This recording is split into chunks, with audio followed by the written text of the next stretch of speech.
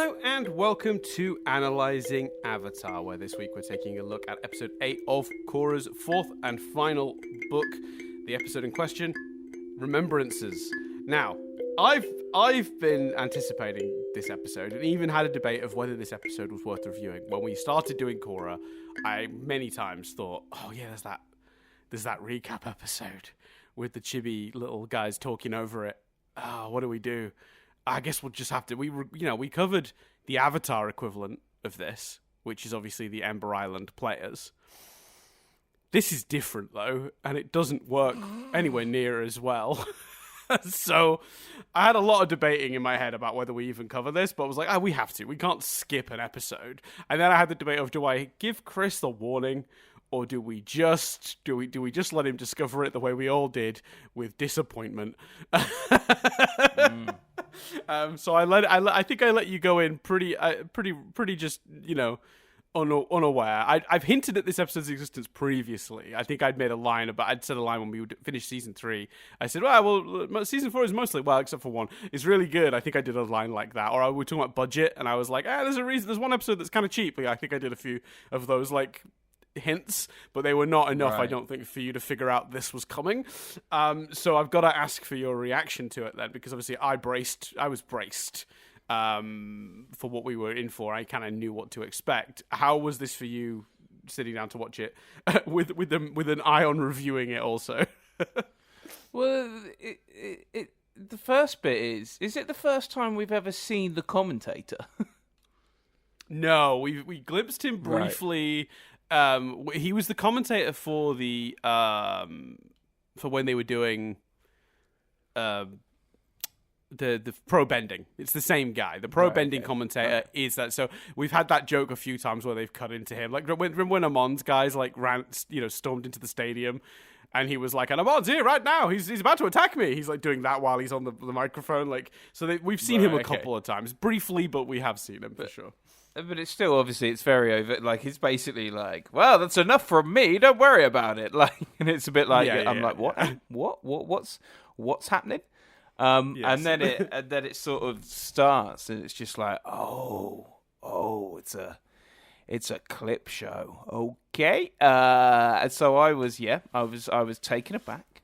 And then I was like, because obviously it starts. I mean, it's not as bad as you think it's going to be when it starts, because I'm sat there watching it going, for all I know, the whole episode is a clip show for teenage bullshit. Because obviously the first set of clips are retelling the story of Korra and Marco, which no one's after that. Okay. It's a recap of what is essentially your least favorite element of the show. I know. So I was like, is this going to be the whole episode? And then we cut to Korra, and I'm like, oh, okay, maybe not. Okay, fine. So it got better, and there's some redeeming the stuff. And look, don't get me wrong. I know there were budget issues, so I knew right away what had happened. I was like, oh, okay, it's a budget issue thing. I thought the villains on a phone call with each other was funny. I thought that was honestly was abusing. I said to Nadia, "Do you want to watch this one with me?" And I nudged her which one it was, and she went, "It's okay. I'll skip this one. I remember this one. No, thank you. I'll just jump back in with you next week when you do the next one." I'm like, cool, because mostly I watch Korra with Nadia when we do this. I just messaged her and was like, you might have to watch the last segment of this, because I'd forgotten how silly and quite fun and creative the last sort of 5-7 minutes-ish of this episode are. And we'll come to that, because I do. It's a shame they didn't lead with their best foot, because you'd come away with the negative thoughts there if the last thing you'd seen had been the love triangle bullshit recaps. I'm not sure, but the last sort of 7-8 minutes of this episode almost make it worth it, because it is quite clever. But we'll talk about that in more detail once we've done sort of overall stuff. But yeah, carry on. Sorry. Yeah, I think the problem is I briefly. I did go to the Wikipedia page and or just kind of Googled the episode, and it became apparent that basically they'd come out and said, look, we didn't want to reduce the number of episodes. I disagree. I think reduce the number of episodes. I think don't do this, or its placement feels really weird as well. I was like, because I was like, oh, we're recapping the events of the series randomly in the middle of series 4. Like, surely, like Ember Island players, surely there's a world where this needs to be positioned closer to the finale. Well, it's just like, it seems a weird time to be doing it. There are two better places to put this episode, in my opinion. One is one episode earlier than this, because like we've just had the big Empire Strikes Back. They walked away defeated. Good time to have a little think about your, But we put an episode between that and this with a little adventure last week, chasing Wu around. I assume that was last week. I'm not misremembering. No, that was the last one. And then, like, all the other option is, do it right before the finale. Don't do it now. Like, do it, 2 or 3 episodes before we end. Like, you pretty much like they did with Ember Island Players, which I think was...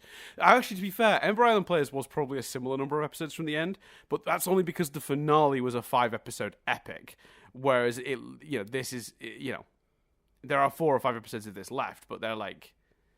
They're not going to be they're not one single story. It's just normal episodes. So you could probably have brought this tighter into the moment, for sure. And for anyone annoyed at that comparison, fair enough, because they are two completely, like, they're both recapping, but they are completely different. Like, Ember Island Players is obviously completely original content. They merit it by a recap being handy before the finale, but B, all the stuff it does. Sorry, just take a shot. Chris apologising for yawning. I got up early to talk about this episode. They all the kind of Korra stuff, not Korra, Katara stuff that is talked about and dealt with within that episode, and also. It's it's just very entertaining, and also I think it justifies its recap. That's the other problem with this. There's no, even the best section, the Bolin, what's his name? Varric. The what have I started calling him? Venick, haven't I? Yeah. The Venick Bolin section is, and that was deliberate. That's the best bit, but even that doesn't justify its own existence. That's the thing with the Ember Island Players. It's all coherent. It's all recapping the actual story all together. This is like a recap of the romance that we don't give a shit about, and it's also, I'm pretty sure, done. Like, that's done. Largely, like, at this stage, irrelevant. I agree. Yes, completely irrelevant. Done. And even the Bolin stuff, which again is the funniest stuff of the episode, done. And not nonsensical just for humour. So it's not even like recapping. If you're gonna do it, they try and frame it as recap, and that's where sort of the comparisons to Ember Islands come in, but it's not even that, but again, it's partly because it's recapping some specific stories in 4 sections. If you're gonna do a clip show, fuck it, do a clip show, like literally, like, different clips about different things. And I know you can say, well, that's what this is, but no, there are 4 distinct sections and 4 distinct, these are what the clips are about. So I'd mix it up even more. We've had some battles, haven't we? And then we see some battles. Yeah, but we've had some good times together, and then we see some good times together. Like, I don't know, do a sitcom spoof, add a laugh track. I don't know, whatever you want to do, but like.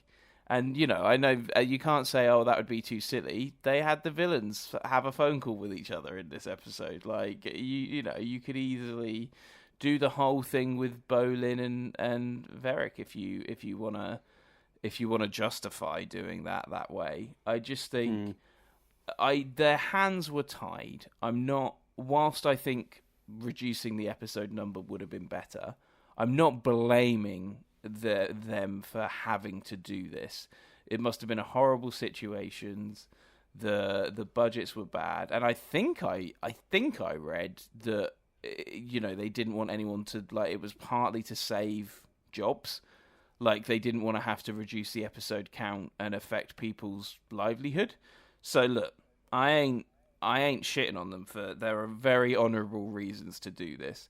But in a world where you're gonna do this, I felt personally it could have been executed a bit differently. And I would have either preferred a full-blown clip show, I think those are out of the two options. A full-blown clip show, or recapping things which are going to feel more relevant. Like, you know what I was excited for? I'm sat there watching it going, oh, right, well, we discussed last week or whenever it was that there might be a little Asami Korra thing, which I'm very excited about. Yes. So I'm watching this thinking, oh, are they going to go, yeah, but what about this? And suddenly are they going to go, here's all the pieces of this that we've been layering in that you might not have noticed. And they do a little montage of those, and maybe that might make them realise that there's feelings there for each other. I thought, oh, maybe they're going to do that. Like, if they're doing this, maybe that's what it's going to be. And then it would justify its existence. Because you use the clips to make the characters realise something about themselves. If they'd have done that, then Nadia's rewatching this episode. Then there's justification for its existence. And there were some scenes, there were some additional stuff here. Yes, some of it, like the villain phone call, was done in a way that was clearly cost effective, where you just have the mouths move slightly, not in sync. But that felt very vetting. That felt fine. I'm not moaning about that. I felt like they justified that in the style they were doing at the time. Like when he's talking about Bolin going into the large Avatar state, and it's just clips of Korra. Like it's not like they superimpose Bolin or anything. They just use clips of Korra. But I just think I feel like there are a few different ways you could have done this in a slightly more executed it a little bit differently in a way that I personally think would have been a bit more entertaining. But that's not to say I don't appreciate the situation they were in, and if doing this saved jobs, fine. Like, yeah, it's an episode of a TV show. Like, fine. Like, I'm not sat here crying about it. But yeah.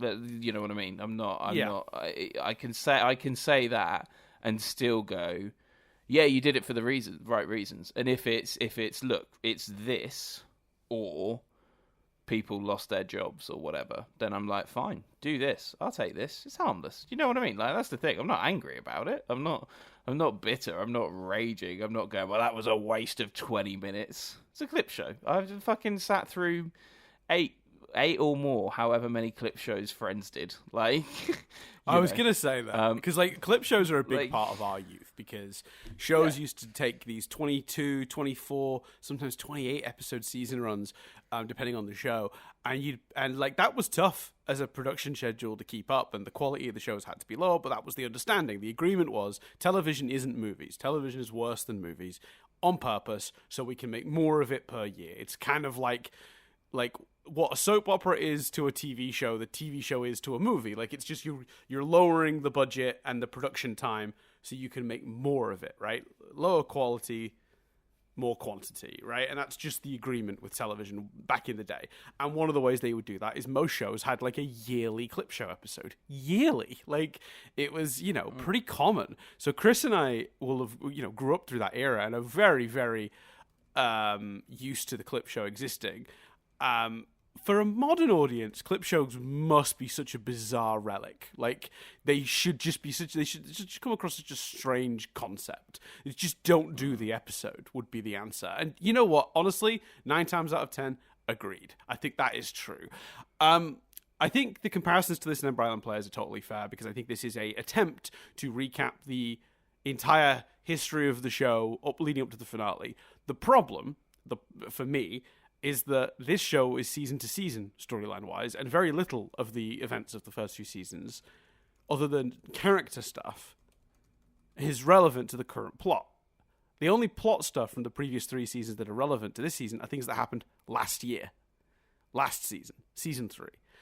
So, because anything from seasons 1 and 2 is just about what Korra learned. So they're in a tricky position doing a recap episode of a show that had a story that went season to season, literally, where each season had its own isolated story. Because you can't do what Avatar did, where it's all one tale. So there are 2 issues you have coming into a thing like this, and Chris talked about the entertainment value of it is still there, but is the value of it adding to the story or the characters there? And I would argue no. I think if you skip this episode, you won't notice you've skipped this episode. If I'm being completely honest, there is very little in the way of character or plot development. I would say so little that you'd need a microscope to see what there is, and really it's just reaffirming what we've already had the show tell us anyway, in other more interesting ways. And I do agree with you, Chris. I think there are more interesting ways they could have done this. I mean, the Ember Island Players was genius, because it allowed them to poke fun at the show while giving you a little reminder of the journey they'd been on. And I think maybe what we should have done here is leaned into the Varric retelling the story thing. They should have basically just done Dragon Ball Abridged, where basically Varric's trying to tell a fast version of the last, 5 to 8 years of all their lives, or however long it's been, 5 years of their lives, to the people on the boat. And so he's going to turn it into a mover, and he's envisioning the mover, and we're seeing the visuals, but it's Varric's voice coming out of half the characters, because it's like almost like drunk history. It's just like Varric, just like, and then Unalaq said, "No, not now." Like it's Varric's voice, just like there's a way to do it like that, basically, where you're kind of having fun with it. There are definitely, but that would have only increased the entertainment value. That would not have done the brilliant thing Ember Island Players did, because for those who don't remember Ember Island Players, it manages to both be an entertaining recap of the show's history, but also a little bit of an exploration of Aang's issues. Now, it does have the same problem. It's saying stuff that's already been said in other episodes. If you skip it, you won't notice you skipped it, with the exception of the ending scene, which I think sets up the start of the next episode. I think Aang goes missing at the end of the Ember Island Players episode, maybe, and that sets up our finale. Anyway, doesn't matter. Turtles and stuff. But I think, that did do some stuff about, Aang coming to realize that his only option was going to be to face the Fire Lord and maybe kill. And I feel like they recap that so perfectly going into the finale. You really understood Aang's moral stakes going into that final episode. You just really laid out in the cleanest way possible what the issue was going to be for Aang going into the finale. All we did here was just remind ourselves that Korra has grown as a person, and she is not as selfish as she was. That is all this episode does. And that's stuff that we've already learned. I mean, we learned that so clearly last year. I mean, that whole storyline with the Air Nation, where Korra was faced with the choice of, do I let the Air Nation live on and give up myself as the Avatar? And that's what she chose to do. We already learned by seeing her actions that Korra has grown like that. So this episode just becomes very valueless in the character and plot development sense. All we're really left with is it entertaining? Parts of it are entertaining. I enjoyed Mako's grandmother keep comparing his dodgy ways to his grandfather. I thought that was very funny. I laughed every time they did that. It didn't even matter that it was the same joke. I laughed every time. And obviously the Varric's last insane retelling of the story, but where it's Bolin's the hero, and all of the villains from across all 4 seasons are on a conference call, and for some reason they all hate Unalaq, which I thought was hilarious. There were tons of great jokes in that last segment, but is that enough to say it's worth sitting down and spending 20 minutes with? Probably not. No. I don't think it is. I think this is, if you've already seen this on your first original viewing and you are doing a rewatch, I would skip this episode quite gladly, and I don't think it would make too much difference, in truth. Or maybe just watch the last 5-6 minutes just to get the fun of that madness. But yeah, sadly, there is entertainment value to be had here, but nothing beyond that, unfortunately. And I guess that's the best you could hope for without them doing something more interesting or more engaging. But again, like Chris, I do also understand the practicalities of it. So for those who, Chris is correct, his research is exactly right. So due to having the budget cut by nearly the amount it took to make an entire episode, they were faced with a difficult decision, which is to either take that off the top of a little bit of that off the top of every episode and hurt the whole season, or fire the crew a few weeks early and make the season episode shorter, which also probably would have had some contractual obligations. I'm not sure of this, but usually when a show is ordered, it's ordered for a certain number of episodes, and I feel like that would have been a problem also if they were saying we're delivering less episodes than we promised. But yeah, they decided to do this instead. It features very, very small amounts of original animation, and what it has is very simplistic, and it's done to save money. And I totally respect them for choosing to do that. I think that's the correct move, rather than people losing out on several weeks of paid work at the end of the production schedule, because that would have basically shortened the production time. You take an episode of production out, people are losing whatever it takes. I mean, how long does it take to put one of these episodes together? Probably quite a while. It's several weeks worth of work, at least, if not months, just chopped off the end of what was already expected when they were all signed up and contracted to work on this show. So yeah, I totally understand that choice. It preserves the rest of the season, quality-wise also, because it doesn't just benefit the crew. It also stops them from having to have made a difficult choice in terms of taking budget off the top of all the episodes. So yeah, I don't envy their position, Mikey and Bri, but I think they handled it about as well as they could. I mean, we there are maybe some more entertaining ways they could have done this on the cheap also, but I think for what it is, this is reasonably creative, and I feel like the choice to do the 3 separate stories that they chose, and particularly like focusing on the love triangle stuff, is frustrating because it's just one of the least relevant plots they could be recapping at this stage, because that is well and truly in the show's past. But otherwise, all they would have done is recapped last year, because last year is the only season really relevant to this one. So I sort of I understand why they struggled with that, and I guess in a way they covered the 3 things that make up this show, right? The goofy love triangle bullshit, Korra's journey to becoming a competent avatar and fighting all these epic battles, and goofy characters on the journey with them doing funny stuff. I mean, the 3 segments do really represent the 3 sides to the coin that is the show. So I sort of see how they got where they got. I don't hate it. I just think as Chris said, I think there's probably just better ways they could have done it than they did. But shrug. Yeah. I looked at it, yeah, because that's the other thing, isn't it? There's just, who gives a shit? Like, you know what I mean? I know we break down every episode and review it week by week and stuff, and I know we probably, we have gotten angry at the show before on different things, but on this one, who gives a fuck? Like, it was to save people's jobs. Fine, whatever. I think my big complaint is have someone learn a lesson that because I got the list here. So there's, for those interested, there were 6 clip shows in Friends. One with the invitation in series 4, and then basically they had one every season from season 6. So they did 6, 7, 8, 9, 10. So they did a Christmas a clip show every episode. Oh, here's a thing, Dan. Can you name at least one of those other clip shows from Friends? Oh no, definitely not. No, fair enough. Fine.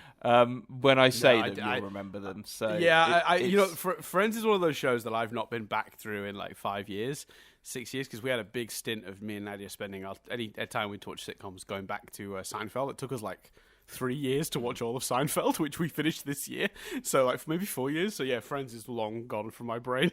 That's fair. I mean, wasn't that one just called the one with the clip show? Wasn't that one of them? No, but It's Always Sunny did do because I went on a bit of a deep dive of clip shows just a moment ago, and It's Always Sunny did do the gang does a clip show, which was basically, apparently I've not seen it, but it starts as like they restart their phones, so they just start reminiscing and doing clips, but then it gets a bit more chaotic and they get like confused about what was them and what was Seinfeld. So apparently there's like, and It's Always Sunny Seinfeld spoofs, and obviously there's famous examples of like Clerks and Community doing clip shows where we're seeing clips that we didn't actually see.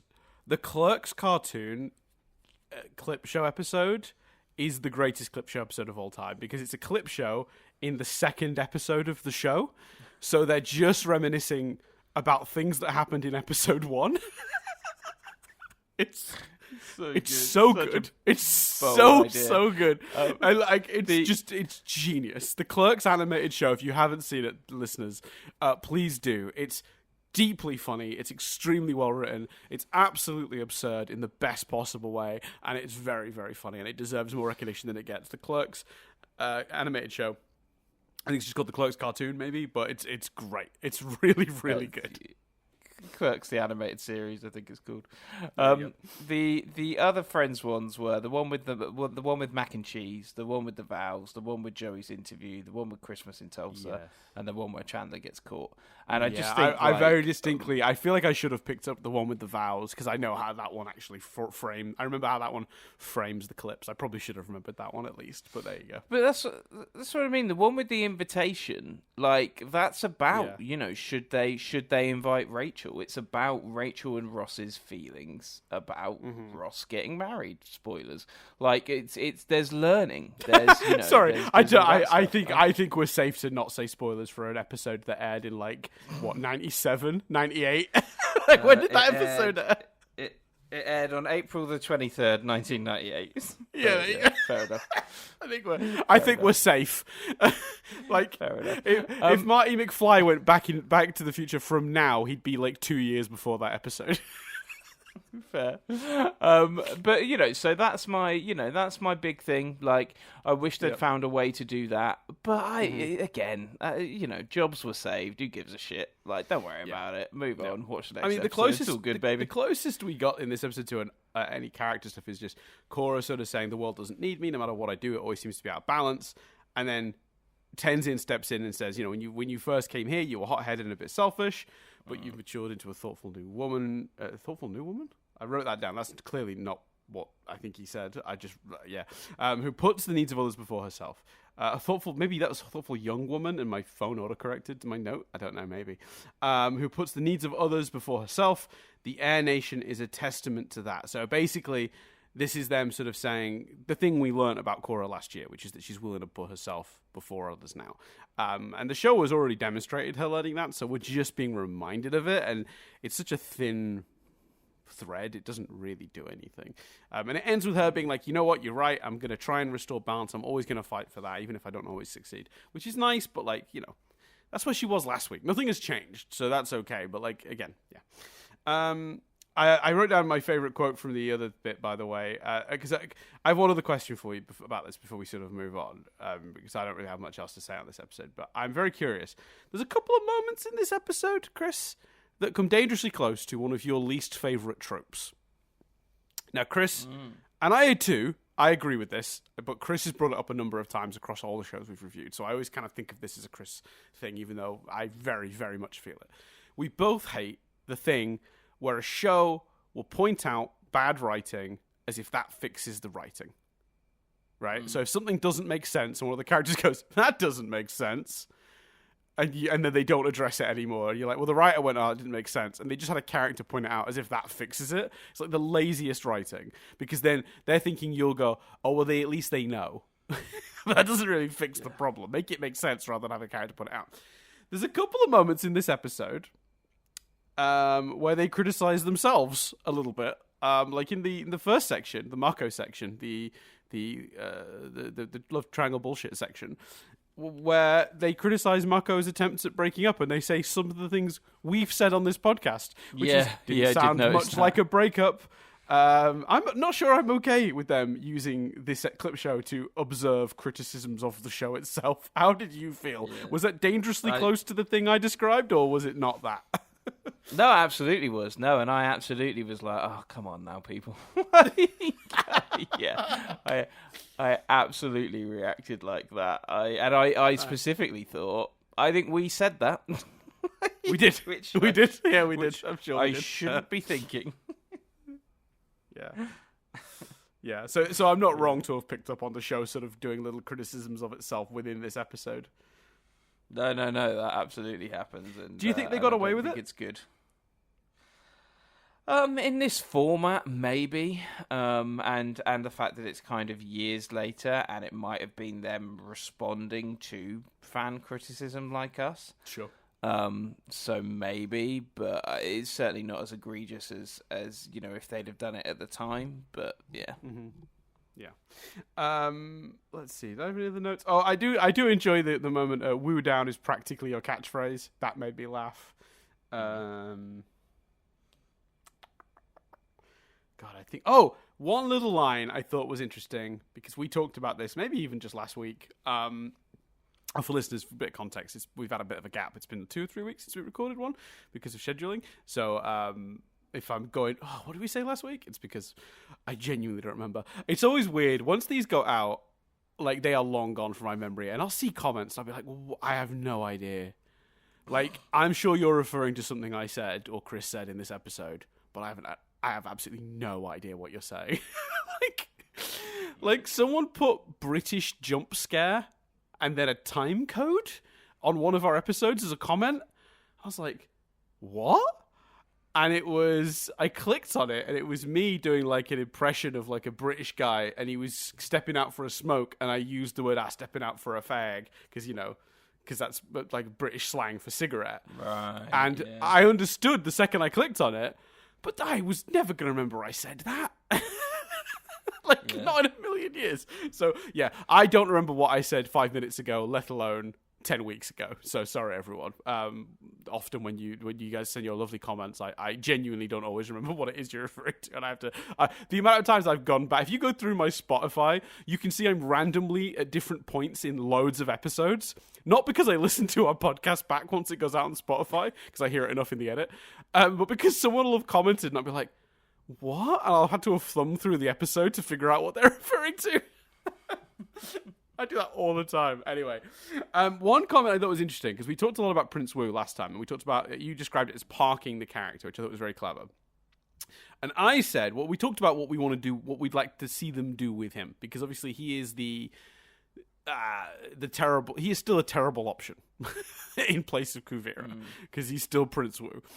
And I talked about like wanting really desperately, and not remembering how the show exactly ended for him specifically, but remember wanting them to do something to demonstrate he's learned or is learning to be better than he is now. There's a line in this episode he says, which I thought was noteworthy, and I thought I just thought it was worth pointing out, where he says, "I better just focus on being a better king." That's after he fails to defend himself with Marco. Did you find that interesting as I did, or is that nothing? Is that a nothing burger that I've made something of because this episode has so little to grasp onto? No, I agree, and I thought the same about him. Everything he says about Marco and Korra is correct. He's also on the right side of that argument and the right side of that debate, which I thought felt deliberate as well. I hadn't even considered that. You're absolutely right. Yeah, like he's the mature one in that scenario somehow. Fascinating. Yeah. So I thought they were doing some good subtle work there. Well, there you go. I don't have any more stuff to talk about on this. Oh, actually, no, one last tiny thing. Very tiny thing. At the end, it felt like they were directly talking to us in our attempts to break this show down for an hour and 15 minutes every week when it's only a 20-minute show. They basically told us it's not that deep when they had someone in the show say the line, "It's just a mover, don't overthink it, it's like a ride." And I felt personally attacked. Not wrong. Like I've said plenty of times, there's so many times I've been critiquing something on this podcast and then gone, you know what? If I was just watching it, this wouldn't be an issue. Yeah. Yep. Okay, let's. Should we do some triv, Chris? Yeah, man. Let's triv it up.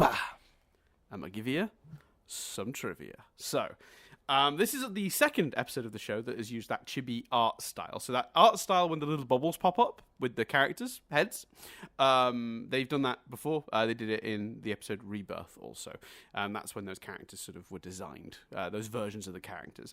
For those unfamiliar, chibi is an art style where usually the characters have like extra large heads and they're sort of simplified and cutified a bit. I always think it's really interesting because I often see like chibi artwork of characters that are traditionally drawn, I wouldn't say realistically, but like, so you'll get chibi artwork of like Dragon Ball characters, and where they're normally tough and leaning away from cute, chibi art style kind of makes them cute, gives them big heads, makes them look a bit more sort of cartoonish. It's fun. I think if you're going to do this, why not use it as an opportunity to do like a sort of stylized version of the character? I think they did a good job with the designs. They looked exactly like they were supposed to, but also different and were interesting enough. Thumbs up, I guess. Yeah. While recording for his character, Henry Rollins had some initial confusion regarding Zahir's comedic portrayal in this episode. And even after understanding the episode's tone, Rollins...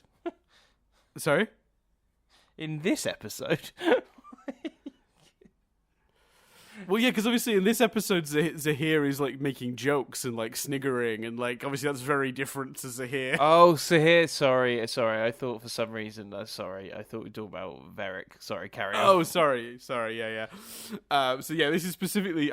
Maybe I didn't say the name of the character. It's probably my fault for the confusion there. Apologies. No, you probably did. To be fair, you probably did.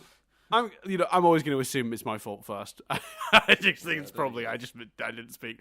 I think that makes way more sense. Yeah, so this is the actor for Zahir. Obviously, the Zahir being quite an important sort of serious villainous character. He was baffled at the tone of this script when he got it, and even after they sort of explained this episode was sort of a comedic affair, he then tried to like intellectualize it and started asking what Zahir's motivation for teasing Vaatu was. He was like, "Why doesn't he get on with Vaatu? I want character reasons. What's happening here?" And they were like, "No, it's just a silly bit." They had to try and like, I don't know, coax out. Like, I mean, and look, bless him for trying to do respect to the actor for trying to maintain the integrity of Zahir and like the character and make sure he's delivering a performance that makes sense in the context of this. But I think once they say, "Oh no, it's like a silly comedy episode. It's not really like canon. What's happening? It's just somebody making jokes." He should have just went, "Oh, okay," and just like that's the moment to stop asking those questions. I feel, but whatever. Surely all you had to do was frame it as Varric is telling this story. It's not Zahir; it's Zahir through Varric's eyes. Like, surely that's you'd have thought that would have been enough. Yeah. Yeah, didn't quite buy it, apparently. I think that's cute, though. I really respect his dedication to the role and the character and, like, wanting to make sure he did it justice. And that's, that's very admirable. Even if a little funny in the context of having seen the episode. Varric's statement to never let the truth get in the way of a good story is a direct quote from Mark Twain. I thought that was quite fun. So apparently, now this is interesting. The structure of this episode was based on. I hate this. Sorry. Well, sometimes when I copy the text from like the trivia section of the wiki into my notes, it'll underline some stuff as a link, and then it makes it hard to read sometimes when it's underlined because you can't tell if a letter is like an O or an N because of the way the line goes under it. It's a terrible font they use on this notes thing. So just 1 second. Okay. So apparently the structure of this episode is based on a samurai Champloo episode, which is, I guess, it's an anime, a samurai anime from 2004, like a historical adventure anime, according to this. So an episode called The Disorder Diaries, where the main characters humorously comment and recap their past adventures as footage from previous episodes play. So that's kind of where they got the inspiration for that structure, especially for Varric's section comes in. So there you go. That's where that came from. Sorry, I don't know if you can hear all the birds fighting outside my window. I'm just don't worry. So okay, if you can't hear it, then the audience can't hear it. Yeah. That I'll call that a victory. They're having a little fight over the food I put out like an hour ago. Yeah, it's okay, guys. You can calm down. Anyway, Varric thinking of the name The Fearsome Foursome is a reference to The Drill, where Sokka suggests that as a name for their group. Well, not for their group, presumably for... I assume that's for... what's her name's group? Tylee, Mai, and... oh, God, my brain. Zuko's sister. Azula. Thank you, brain. We got there in the end. Anyway, that is the end of the trivia. Chris, would you like to do some feedback from last series? I would bloody love to, Dan. Mm-hmm. Well, here we go. So, I'm not sure if I did. Have I already done the Chorito one? I haven't, have I? I don't think so. No. So we talked about how to pronounce chorizo with an emphasis on the re or with the th or wherever the, and I even joked that in some parts of the north of England they call it chorizo, and someone has clarified. I'd call it chorizo. Yeah. So according to Shadow Vanify, the pronunciation purely depends on location. So like Latin America and Spain have different pronunciations. He's written the pronunciations out, but I still feel like I'm going to butcher them. It's like chorizo and then chorizo. So in America, we pretty much always use the Latin American pronunciation with the Z pronounced like an S. So chorizo. Yeah, chorizo. I'm not sure. I'm probably... when you say a word so much, it loses all meaning. And you lose your ability to even say it properly anymore. That's what's happened here. So I couldn't naturally say the word now, even if you asked me to. But I do appreciate the attempt to educate my dumb ass. So thank you, Shadow Vanify. I do appreciate it. We've got a quick one here I wanted to highlight from Marva Vias. I hope I'm pronouncing that right. Who said, finally caught up after 2 to 3 weeks of binge listening. I'm really glad I found this podcast. Look, we're very glad you found it too. But may I suggest I wouldn't want to hear my voice that much in 2 or 3 weeks. And I hope you took a long break from having to hear us following that, because that's a lot. And again, we love you for it. We really do. But 2 to 3 weeks listening to all 100 and odd episodes of this is quite a lot. So yeah. Yeah, I imagine it's quite a journey. We've been through some stuff as well. Like, doesn't it? Oh no, we started after COVID, didn't we? So it's not like COVID happens during this podcast. But are you about to start reminiscing, Chris? No, I'm not. Do you remember that time, Chris, that we were like, should we do a podcast back in 2012? And I remember, Chris, that once we did that podcast for a few years, we expanded it into a second podcast called Fringe Observers, where we reviewed a show episode by episode. We enjoyed doing that, but eventually we ran out of episodes of Fringe. And that's where we stumbled into me forcing you to watch a show called Steven Universe, an animated show. And that was one of our more successful podcasts at the time. And when we finished Steven Universe and we didn't know what to do, we were just a little too late to catch a revitalization of Avatar, and that led us to doing Analysing Avatar. There you go. I recapped our journey to this. You're still bitter about how we were quite late to this, aren't you? Oh, always. I remember you being so grumpy. I remember you being like, "We really should do it, and we've already missed the mark." Okay. Yeah, we had missed the mark. There was a big resurgence of Avatar because it was on Netflix over that first COVID summer, and we were so late. Anyway. Yes, but what's happening now, Dan, is people are listening to all of it in one go. So thank you very much again. Yeah, madness, right? Like, I cannot tell you how much that means to us. It's hard for us to comprehend someone wanting to do that. If that makes sense? So apologies if it sounds like I'm being dismissive. I'm very, very grateful that you've taken the time to listen to so much of the podcasting we've done. It's just hard for us to comprehend someone wanting to listen to that much of us doing that. But yeah, very quickly, Chris, before we end, because we've obviously come up a bit short, as we were probably expecting with this. I've got a very quick thing I want to tell you about, because I just thought you would find this absolutely wild.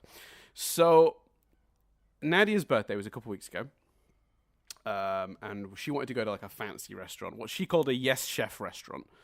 You know, where it's like a small plate, or a reasonable sized plate with a very small item in it, and then like a drizzle of sauce, and there's like 8 courses. That kind of a restaurant. So we found a place. I don't want to talk about the per head cost. I just don't. But what was the per head cost?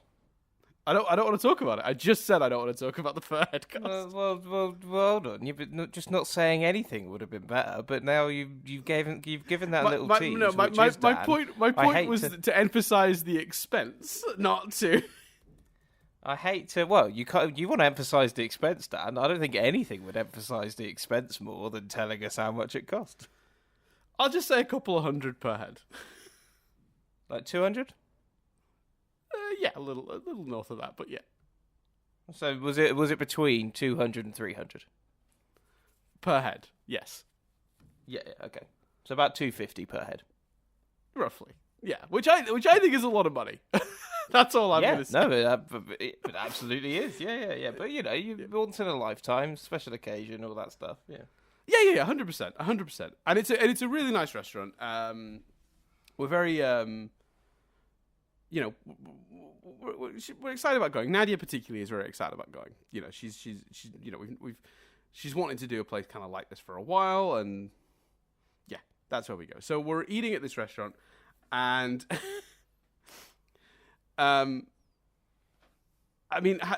they bring out one dish, right? So every dish kind of comes with a story, right? They come out and they say, this is what the chef was inspired by. This is the wine that pairs with it. Actually, that. By the way, that price, not including the wine pairing, add another $100 on each, or 100 quid on each for the wine pairing. So that was fun. So they brought a special wine, would explain, and we'd pretend we knew what we were talking about. They'd be like, this wine has hints of such a thing. And I'd be like, yes, hints of such a thing. Yes, I can taste that, very much so. It's just nonsense. Like, I don't know. I'm not cultured enough to understand these things. But they were explaining the history of each dish and what it was and why the chef came to each ingredients and what it was inspired by.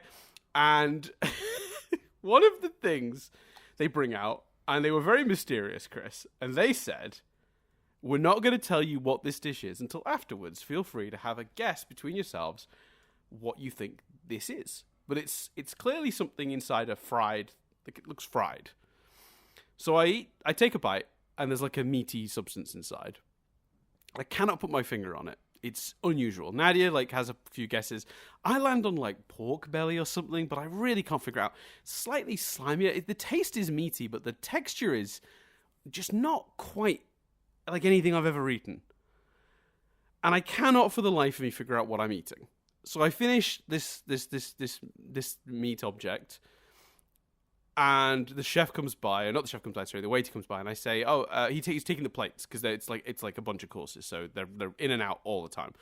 So the guy comes and grabs the plates for this course, and I say, we couldn't figure it out. And he goes, well, I'll bring you the menu to confirm what it was you ate. And I'm like, that's unusual. He brings the menu out, Chris. Do you want to have any last-minute guesses before I tell you what I ate? I assume some sort of testicle.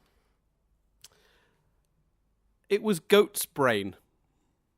Oh, wow. Oh. Yeah. That's a bold, had you built rapport? That's a bold thing to make someone eat and tell them after what it is. Yeah. I know, I felt a little bit that way. But I will say that when he came out, I'm polite, and I don't want to be the thing is, I didn't hate it. It was fine. I wouldn't eat it again. I wouldn't choose it. It was an unusual texture, but it was just meat, like a not of my favorite. But this particular, many of the dishes were incredible. By the way, I want to make this clear. This was not a bad meal by any stretch of the imagination. This particular dish, though, was not particularly interesting in of itself until you find out what it is. So when the guy told me, I did my best absolute, fascinating. But in my head, I'm going, I just ate goat's brain. What in the world? And I said to him, oh, I know why you tell people afterwards now, because the psychological element of that would kick in and people wouldn't eat it. Or they'd eat it very reluctantly and be kind of grossed out by the concept. And he was like, exactly, that's kind of why we do it that way. He's like, and I was like, so how's that gone? Like when you reveal this to people, how do they, generally speaking, react? And he was like, well, we've only had this dish on the menu about a month, and so far everyone's been real cool about it. Fair play. And I was just in my head, though, like, I was just like, yes, they've been cool about it. Like, openly, maybe. But there is no way everyone who's come to your restaurant and eaten, unbeknownst to them, goat's brain.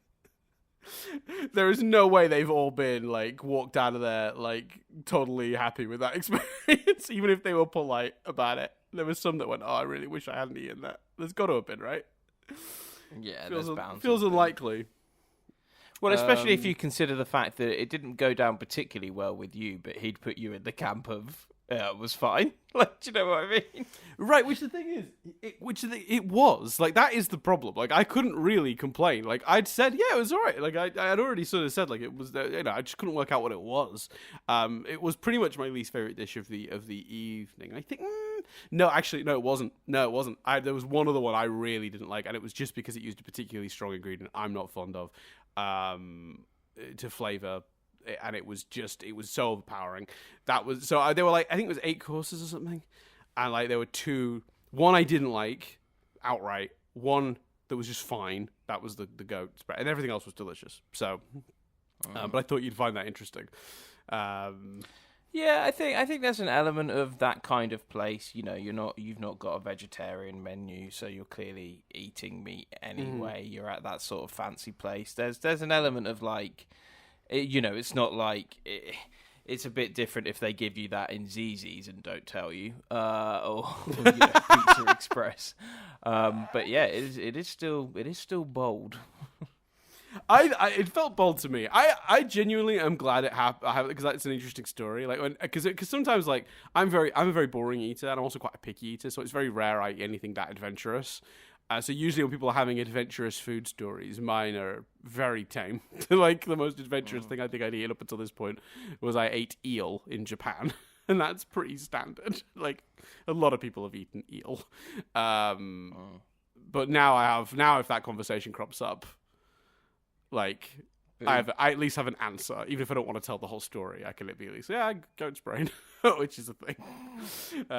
So yeah, there you go. I just thought since this was a short episode, I could top it off with a slightly fun story of eating something that most people would find kind of gross to eat.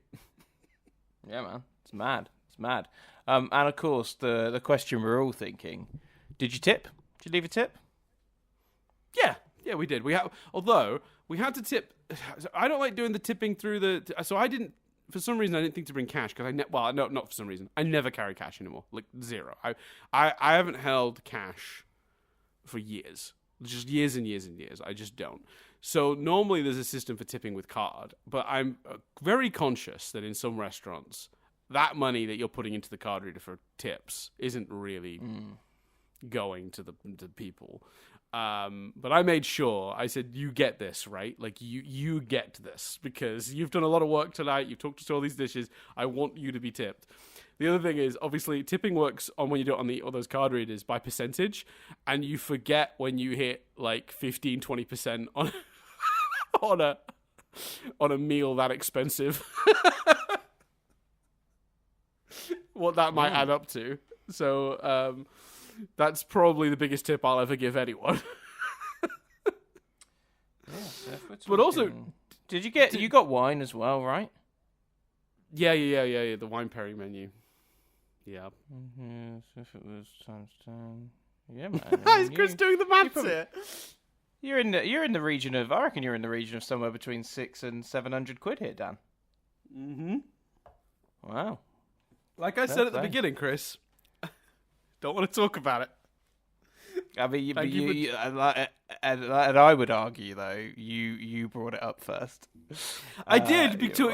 explain that it was an expensive fancy restaurant because to contextualize what I was eating and that they were explaining all the dishes to me and that was normal in this restaurant. You kind of have to contextualize that it's a fancy restaurant. Well, you could just say tasted menu, couldn't you? Still, Yes, I think doesn't carry cash and is spending 600 quid on a meal. Wow, Australia's changed you, Dan. Did they? That's exactly what you didn't want. The thing is, the thing is, that's actually slightly underselling it, which is the other thing.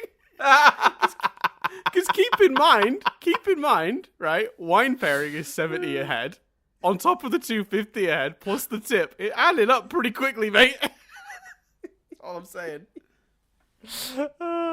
I enjoy that. That's your complaint. Just it's like you're like, I don't want to talk about it, but if we are going to talk about it, I don't want to talk about it. If you're going to like out me and start doing the maths, at least do the maths correctly. Oh dear. Fair enough. Sorry, I'll do it again. 700 quid and doesn't carry his wallet.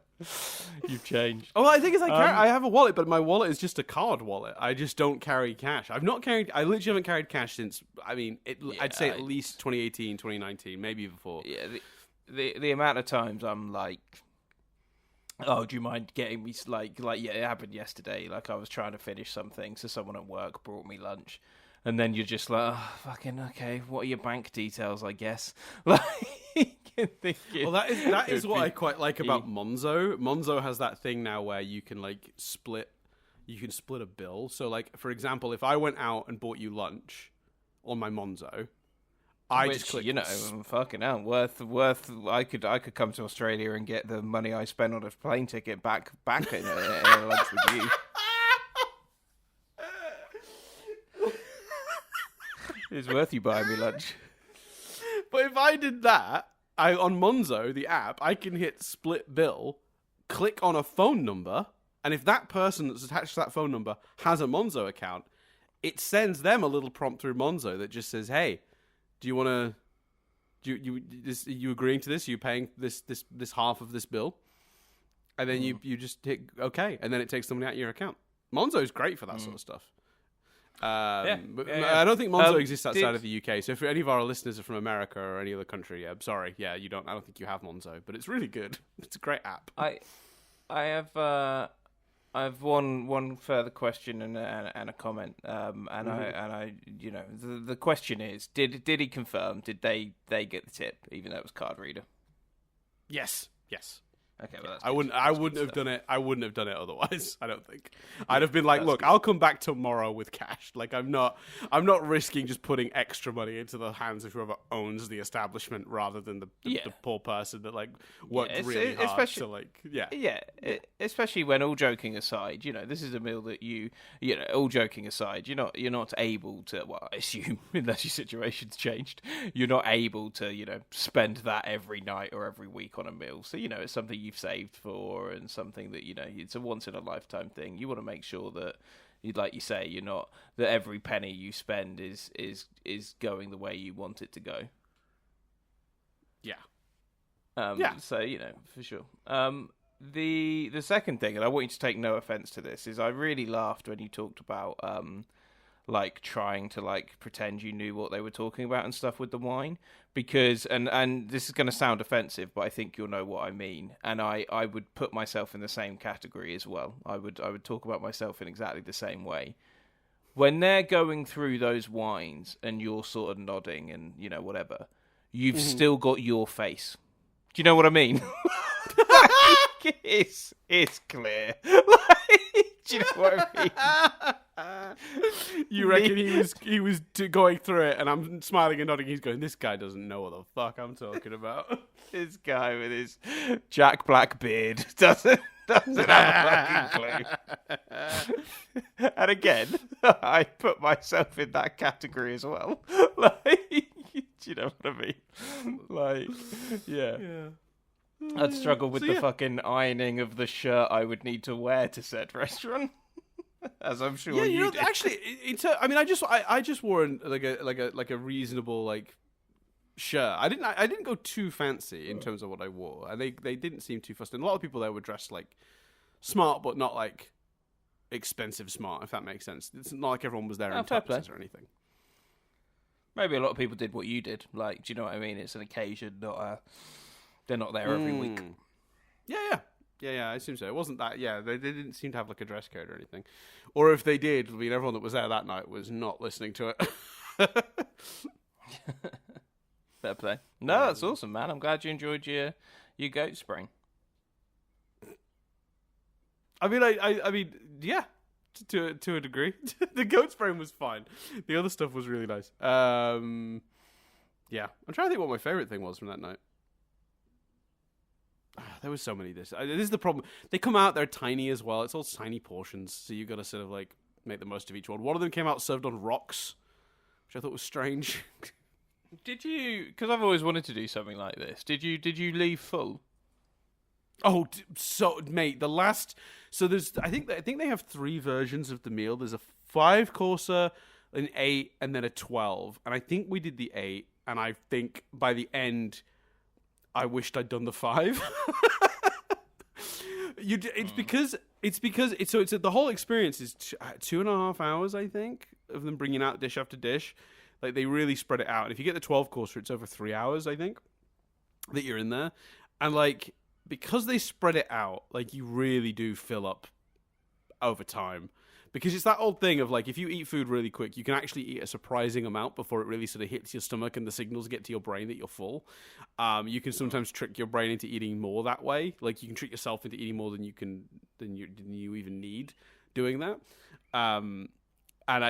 By the time I think the 4th or 5th course came out, we were pretty full. So yeah, it was pretty. Even though they were quite small, they added up quickly when it's that many courses. So yes, I was quite full. I was pretty stuffed when we left, if I'm being honest. And I did ask the guy, I was like, do people struggle with the 12 course one? And he was like, absolutely they do. Every time they see another plate coming out, they're like, well, how many more? Apparently that's quite common. So maybe 8's a good middle ground then, by the sounds of it. What's that, sorry? The 8's a good middle ground by the sounds of it then. I guess so. It's the whole thing. Anyway, yeah, I hope everyone enjoyed hearing about that, even though that's nothing to do with this episode. I just thought we'd I don't want to say pad out the podcast, but I thought, what else are we going to talk about? Because not a lot to talk about with this episode. I mean, let's be honest. People have looked at this and gone, an hour? Really? So I don't think there's going to be any surprises. No. Most people will have known why it's the way it is. What's really bad is, I know we talk about this every week, and I kind of, but I think it is worth saying, because you didn't bring it up this week, and now I am, and apologies if it's dull for people, because we do it every week. But obviously, we got there a bit earlier than we usually would. It was far too early for me to yell "Trivet up" that loud. I forgot about that. It wasn't even 7 o'clock. Wait, why don't you just do a little Trivet up? I forgot. It was before. It was before 7. I feel bad. You were swept up in the moment. Yeah, exactly. I feel bad. Before 7 o'clock. Oof. Right. Anyway. Well, look, thanks everyone for listening. We love you. We love you long time, as you know. Thanks for everyone who listens and comments and stuff. And if you'd like to leave feedback for when we do the little special episode we're going to do after Series 4, once it's all aired, where we go to feedback from this series, head over to the YouTube channel, youtube.com/nothingbutstatic UK, in order to give your thoughts on one of the videos there. I say videos. There's no videos, just a podcast posted with a still image. Excuse me. Yes, you can leave your feedback there and we'll get to it. The other way to do it is mail@nothingbutstatic.co.uk. And then, of course, the other thing you can do is head over to patreon.com/nothingbutstatic to support us there. From the Patreon, you can give us as little as $1 a month or more if you feel like it. I always borrow the phrase from the Weekly Planet where they say, whatever amount of money you if it fell down a drain and you wouldn't miss it, that's the amount of money to give. And if that amount is 0, your money is that tight, then don't worry about it. that give money side don't support us that way. There's multiple other ways you can support us. But the benefits for those of you who do take that up, and it's not tiered. None of the content is locked behind like paying certain amounts. Any level of supporting us from the $1 band up gets you access to the stuff that's on the Patreon. And you could just pay $1, download everything that's on there. That's bonus, like the nothing but lyrics and the other stuff, and then just cancel it. That's fine. Do that, not a problem. Or just email us, and maybe I'll just send you the files. I don't care. Like I just, you know what I mean? Like it's whatever. I'm not gonna. Yeah. So yeah, if anyone wants to support us in other ways, of course, you can head over to like iTunes and Spotify and all those places. Review the podcast there, give it hearts and likes and stuff like that, and that helps tell the algorithm that you enjoyed the content. Makes it more likely to share it with others. That's the same on YouTube. Subscribing and liking any of those posts or interacting with the comments also helps. As always, just you don't have to talk about the show or review the episode. Tell us about a fancy meal you had. There you go. Just tell us what's the fanciest meal you've ever eaten. Have you ever eaten goat's brains? How did you find it? Yeah. And of course, how much was it? I hate that Chris made this about money. I really do. I thought in my head, I'll make a quick joke.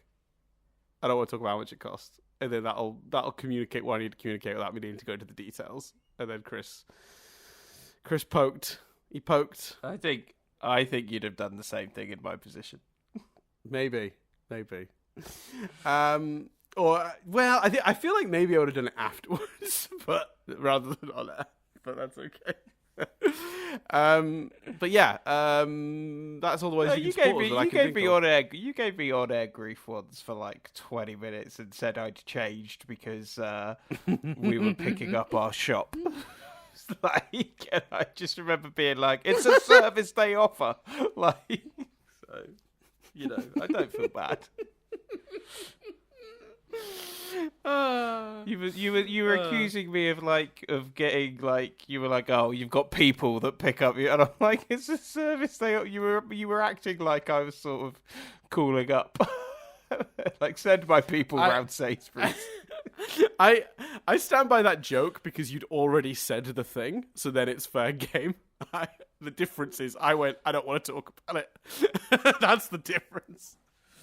You opened yourself up to the criticisms, but I don't think I don't think I requested it, but I think you said enough for me to latch on to. You'd already said. Yeah, you're right. I said words like I don't want to talk about it, which definitely indicates fair game. I think you said something like it was really pricey, but I don't want to talk about it. It's like, well, you've mentioned it now. If you just not mentioned, anyway, we're treading, we're reminiscing. We're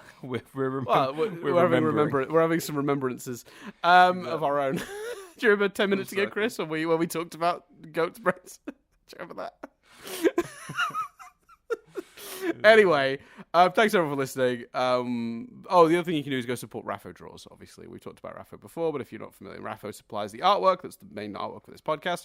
Raphodraws on Instagram and also launchlinks.io/u/Raphodraws. Rapho spelled Rapho. Go just support them, follow them, look at their art, admire their art. It's good art. Yeah. So I think that's everything. So thanks so much for listening, everyone. Yeah. We love you. I've been Dan Doolan. I've been Chris Billingham. We'll see you in a week's time when we sit down to review Beyond the Wild.